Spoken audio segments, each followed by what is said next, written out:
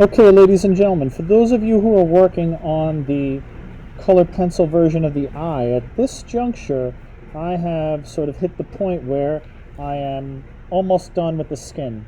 So what you can see, it's gotten pretty bright. I've done 3 layers of colors, so I've repeated the entire process 3 times. So you can see at this juncture, I've pretty much filled in the texture of the paper, but it's not completely filled, it's not completely smooth. It doesn't necessarily look like skin, or it doesn't look as polished and as nice as my eyeball does. It is a big area and there are a lot of layers of color. Again, I'm working with a pencil, so you're always going to see my pencil marks. But what I would tell you is this is the point where I'm going to start blending in everything with the blending stump. But what I recommend to you is do not blend it if you don't have a nice thick layer of waxy color pencil on there. Like I said, I like 3 layers. Matters on how hard you press. But if you really don't see your picture being as bright as mine, don't start blending, because once you've blended it in, I'll be honest with you, it's not going to go anywhere. You're not going to be able to layer much more on top of it. Now, what I recommend is having a couple different blending stumps, some for the lighter areas, some for the darker areas. And when you start blending, make sure that you understand you have a large part of this blending stump touching the paper. It's not like a pencil point. You can see that the white and wax is starting to get picked up the side of this thing. And I would work from the light areas to the dark. If you start and just use this the whole way through, when you get in here, you're going to get a bunch of green on it, and then you're going to pollute this area. So what I would do is I would work from my white area. I would start with a nice clean blending stump. You don't have to blend out every little bit of noise and texture, but you could see how already going over those areas have sort of smoothed out my color pencil work. And again, I'm sort of starting with this one here, and I'm only really touching the white areas and the very, very light yellow areas. And if you don't have enough color on the paper, what's going to happen is it's going to start looking pretty dingy or dark. So make sure, again, that you've done multiple layers of colors. And, you know, it's not like the pencil when we were blending around with the pencil that, you know, we just move all the pencil all the way around. You can see that I've kind of sort of finished these bright areas first.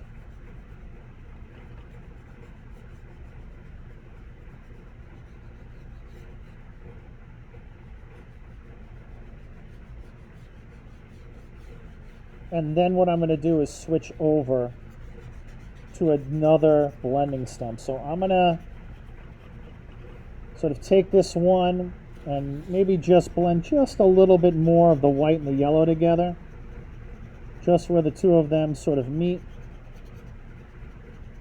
Little circles, changing direction often, going with the shape and the smoothness of the face, like the contours of the face, as if you were running a blending stump across your own face.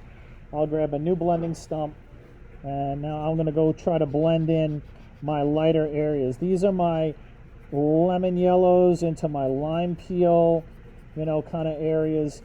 Just trying to blend in that light section into the next level of sort of color. And what you see now is a very different looking texture of the page. You should have all those layers of wax, those multiple layers of wax, sort of mushing in together and really sort of starting to blend in a way that makes this look, you know, much more like one unified piece of skin. Now, if you are, again, if the only thing you could do at this point to screw this up is that you didn't put down enough color pencil, and trust me, you know, the more you put on, the easier it's going to be to blend. But again, make sure that when you're blending, that you're using a big portion of that blending stump on the paper. It should be like an extra fingertip, basically, a more precise fingertip. And you can see already I'm getting that glossy, sort of waxy sort of finish to my work. I'm almost there. And what I want to do now is I want to kind of switch over one more time. I got my sort of medium colored blending stump. I'm going to get my darker blending stump, and I'm just going to work on that last little bit of blending, the areas that I sort of ignored that were part of the dark greens and that sort of apple green, kind of finishing those areas out.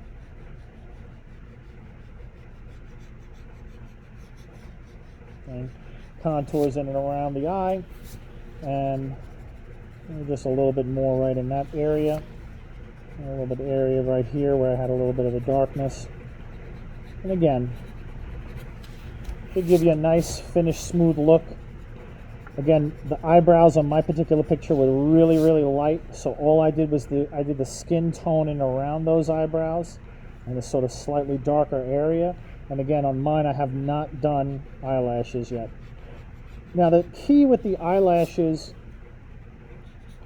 and the eyebrows is don't go crazy and don't make them super dark. And just like everything else we did, if you just build them up progressively, take your time and do a little bit at a time, you can always make things darker. You don't have to worry about making things lighter. And again, none of these things are going to end up sort of, blended out. So you really kind of want to be careful. If you want, what I would tell you to do is get a nice sharp point on your dark green. We're not going to use black here unless we need it at the very end. And what I'm going to do is I'm just going to kind of practice a little bit of my wispy mark making. My starting point will basically be where the lash starts, and then I just sort of flick it out. Okay? And I'd practice a little bit before I start. What I would do is I'd look in my picture and see how long are these things and how they sort of wisp out. If you notice, they're darker near the roots and lighter as you get out, and less is more. So what I would tell you is start with just a few, see how it's going, and then add more. I wouldn't go out of my way to add too many eyelashes. And you can always come back and darken the ones that you've made. So first I would do is try not to make them all the same length, and try not to make them all the same level of darkness. Now, as I get up towards this part of the eye, you can see the direction of the hairs, they kind of disappear and they're kind of going straight up, almost in different angles. You may not even be able to see much of what they're doing. What I would tell you is don't go out of your way to sort of make up stuff. And if you can't see it, don't draw it. I'm just going to add a few more coming out here because that's all I see. And then I think I like my start. Now what I want to do is kind of come in and darken up a few of these things, especially near the roots. I'm going to bring them out a little bit. Again, don't be afraid to make them a little too light. Again, you can always come back and make them darker.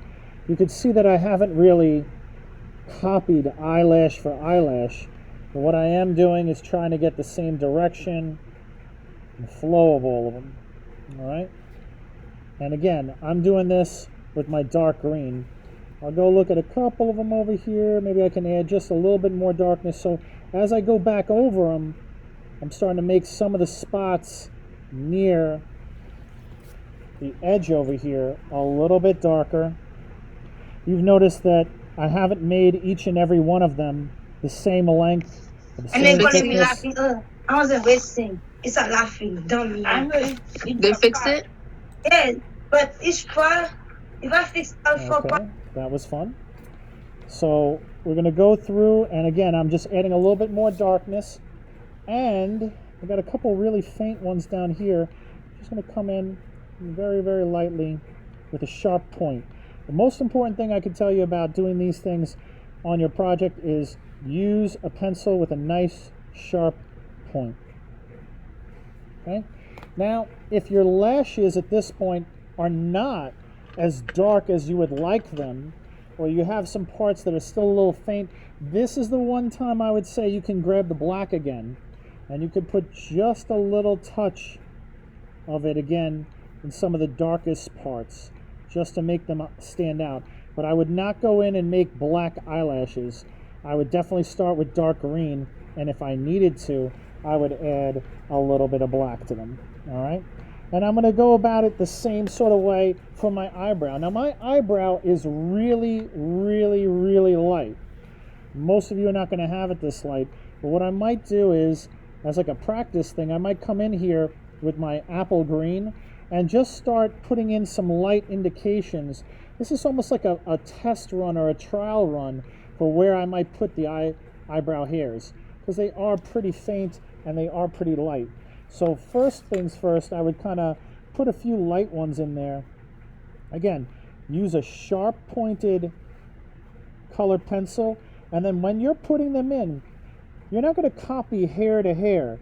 What you want is you want to get your pencil moving in the same direction as the hairs themselves are flowing. All right? So when you're working over here, you want to kind of make your same marks to go in the same direction as the way the hair is growing and flowing. And if you start with a light color, you'll build up a little bit of value, and that will kind of take care of some of those really light baby hairs that are really hard to see, but almost everybody's going to have some light hairs in around there. Then I'll switch over to my dark green. And for most of you, since most of you are going to have darker eyebrows than I do in this picture, you know what, take it easy, build it up progressively.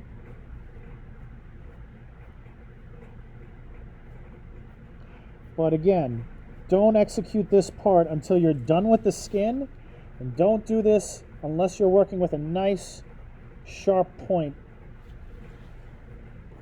on your color pencil. If you do this with sort of a rounded off point or a used up point, you're going to find yourself not really happy with the results. And since mine don't need much more, I'm not going to do a whole lot more. But I will tell you again, this is a point where if you've done a few layers and you'd like to make it a little darker in spots, this is only other place I would say you could come in with a little bit of black. But again, a nice, dark, sharp point. All right? Don't go in there with a pencil that's rounded off. And really, that's all you're going to need. You see a little bit of glare from my blending. It's kind of, created a little bit of shiny spot on my paper. But you've seen that for the most part, my skin looks nice and smooth. You're not ever going to blend out all the texture of the paper. So you can still see some after I blended, but you certainly see that there's a uniform look to everything that I've done. Again, 3 layers of color to me is I think the best way to go about this. You could go 4 times if you want, but you should have the wax nice and thick on the paper, and then you're not going to go in there and sort of do your eyelashes or eyebrows until the skin is done. Then, once it's done, make sure you're working with a nice sharp point, sharpen it in between that you're working, and you can always practice in your margins over here, making your little lines. Don't make stuff up. Try to use your picture as a sort of reference point. I didn't draw my eyelashes exactly the same as the photograph, but I went with the same sort of length and direction as the photograph had. And then the same thing with your eyebrow. Make sure the skin area is done. If you have very dark, heavy eyebrows, you can have a lighter version of the skin, like a blurred out version done with the dark, apple green and dark green, and then start layering different layers of color. Just like the skin color, start with lighter colors first, then dark green, and then if you really, really need a little more emphasis, a little bit to punch it up, then you can use a little bit of black. But again, my mark making for the eyebrows goes in the same direction as the hairs flowing. So keep that in mind when you're working. Again, once you get it to this far, you're going to take a nice clear photograph of it, and this is about what you'll be uploading for your final exam. I hope that was helpful. I hope you guys are enjoying this as you're working at home, and I'm eager to see the results.